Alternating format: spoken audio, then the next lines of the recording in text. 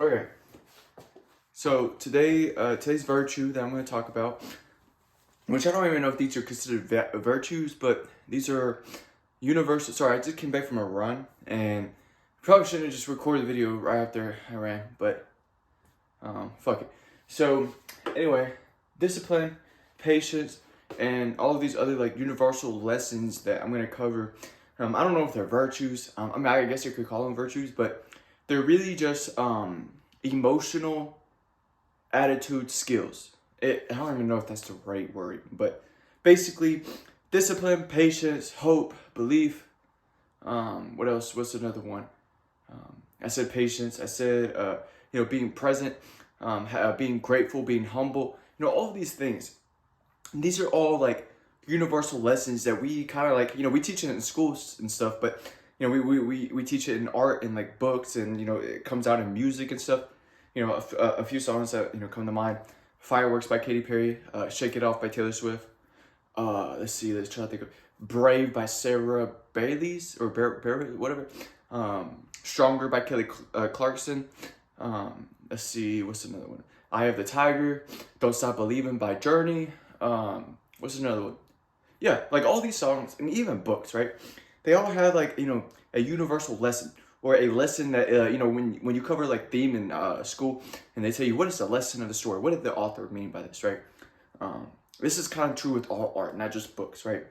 Like I said, music, also paintings too, right? So or anime, whatever, But I'm gonna cover all of them. I'm gonna make a video for each one, and I'll talk about my experience and how I made a video talking about patience yesterday, but I was really depressed, and I wasn't really like in the mood to do it, but I really wanted to make it, and so I made it while being in a depressed mood, and you can kind of see it in my tone, which is fine. I'll probably remake that video, but right now I'm gonna talk about discipline, because I just got myself to discipline myself, take a shower, brush my teeth, which this sounds like normal human things, but for me, these like small tasks take a lot of mental effort to get myself to do it, because I am naturally lazy. Because I grew up, my childhood I was conditioned to be lazy, and a part of it is my fault, but a part of it's not, because I never was taught how to clean my room. My mom never really forced it into me because she didn't clean her room, right?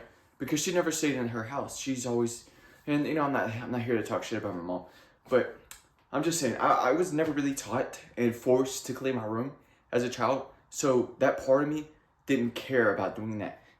I was just in the kid's mind, which I just want to play video games. I just want to eat sugar. I just wanted to, watch movies and cartoons, right? And that's all I cared about. I didn't really think about, hey, maybe I should, I didn't even shower too. I mean, I would shower. I'm talking about bare minimum shower.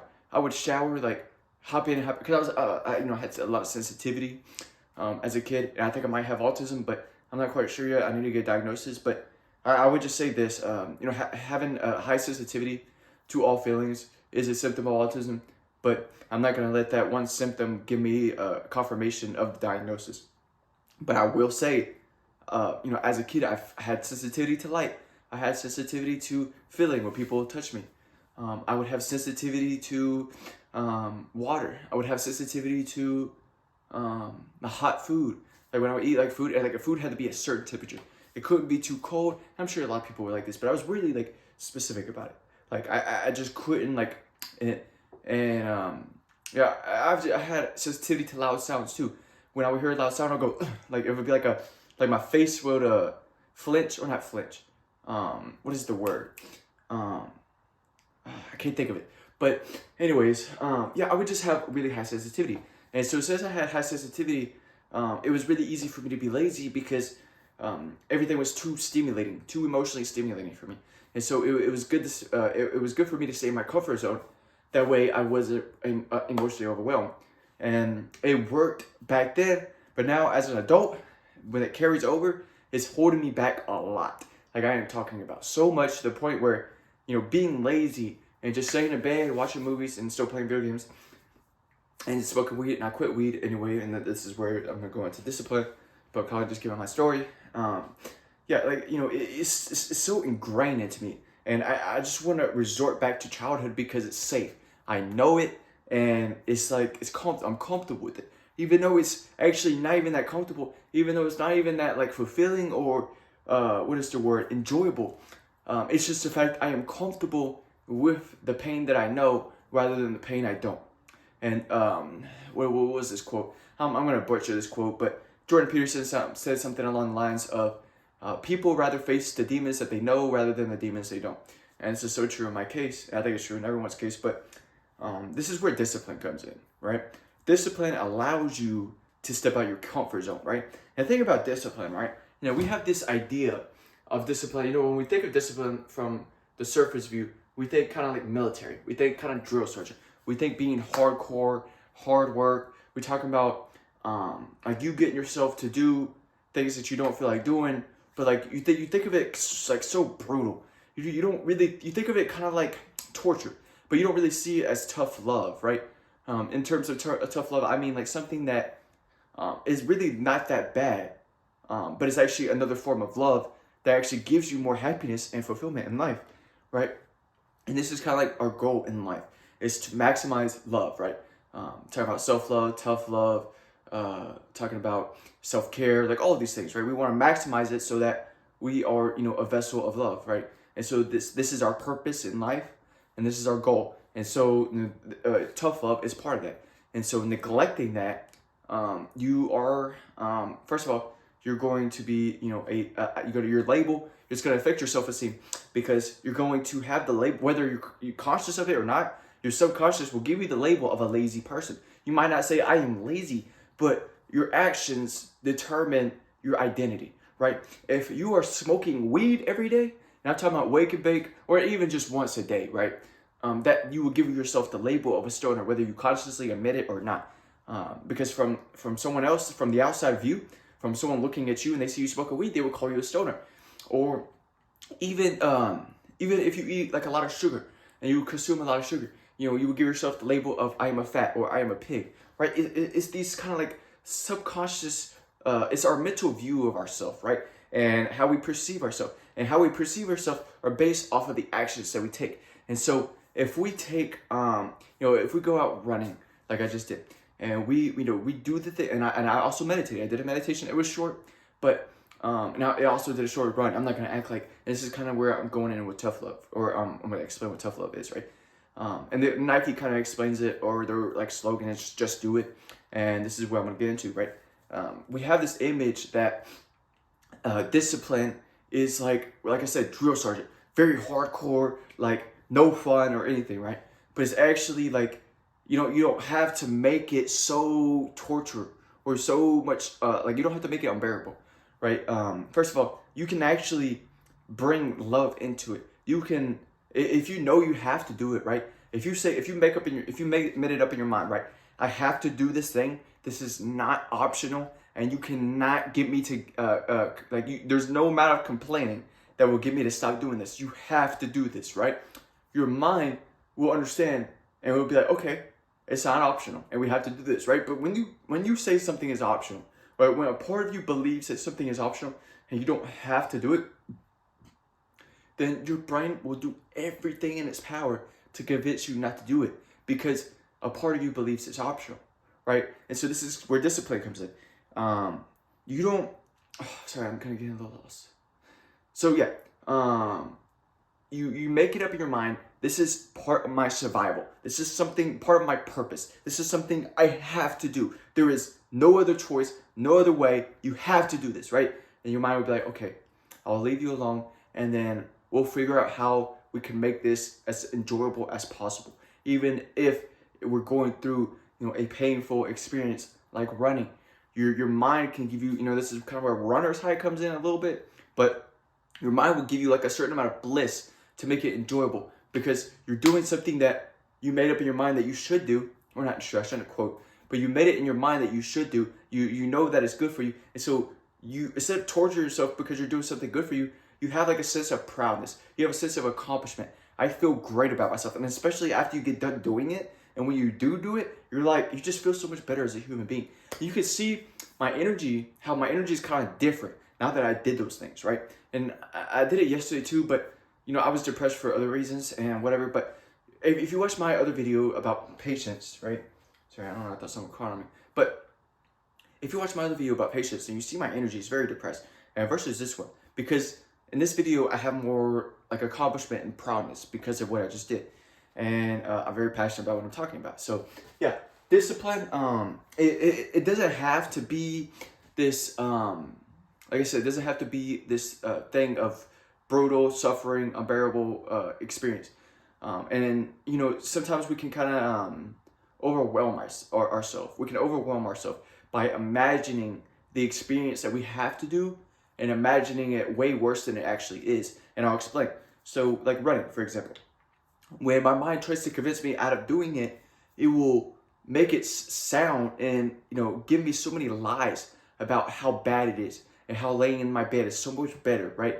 And like that, it's just gonna be torture and it's gonna be awful, and it tries to create the experience almost like it's an experience of hell. Like it is, something. Thought something was on me, but I just realized I actually just took a shower too, so water's dripping off me. But that was kind of tripping me out. Sorry, but I forgot what I was talking about. Talking about discipline, talking about getting yourself to do it. So your mind is creating an experience of hell, right?